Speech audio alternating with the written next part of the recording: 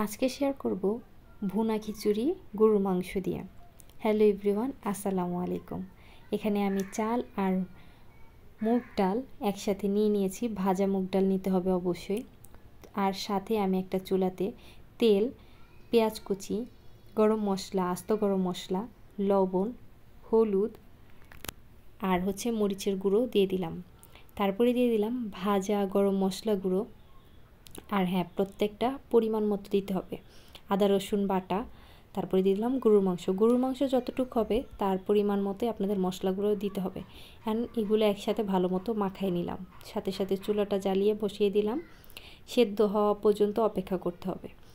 প্রথমে আমি মাংসটাকে কষায় নিচ্ছি। এই যে তেলগুলো উপরে উঠে আসছে আস্তে আস্তে। আর পাশের চুলাতে আমি গরম পানি দিয়ে দিছি যেন আমার মাংসটা ইজিলি তাড়াতাড়ি হয়ে যায় আর কি। আমি এখানে ভালো করে এটাকে বারবার ঢাকনা উঠিয়ে কষায় নিতেছি নাড়াচাড়া করে। আর বারবার ঢাকনা উঠিয়ে দেখতে হবে যেন নিচে আবার পোড়া না লেগে যায়। তারপরে এই যে আমি গরম পানিটা দিয়ে দিছি। গরম পানি দিয়ে নাড়াচাড়া করে বসায় দিলাম। একদম সিদ্ধ হওয়া পর্যন্ত অপেক্ষা করব। এই যে প্রায় কষানো হয়ে গেছে মাংসটা। এখন আমি চাল আর ডালের যে মিশ্রণটা ওইটা দিয়ে দিব। আর হ্যাঁ, এটা আমি অনেকক্ষণ ভাজতে থাকবো, কারণ আমার কাছে মনে হয় যে চাল ডাল তেলের মধ্যে ভাজলে হয়তো বা পোলাওটা আর কি একদম লেগে যায় না, বা খিচুড়িটা লাগবে না একটার সাথে আর একটা, একদম ঝরঝরে হবে। যাই হোক, সবার একরকম না।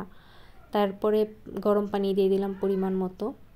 আর এই যে আমি 4টা মরিচ দিয়ে দিয়েছি শুধু ফ্লেভারের জন্য, এটার কোনো ঝাল টাল কিছুই হবে না। যাই হোক, দেন আমি একদম ভাপে দিয়ে সিদ্ধ করে নিব।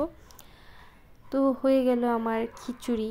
আর হ্যাঁ, এই খিচুড়িটা আমার কাছে অনেক ভালো লাগে। কার কার এরকম খিচুড়ি ভালো লাগে অবশ্যই কমেন্ট করে জানাবেন। আর আমার চ্যানেলটাকে সাবস্ক্রাইব করবেন। সবাই ভালো থাকবেন, সুস্থ থাকবেন। আল্লাহ হাফেজ, আসসালামু আলাইকুম।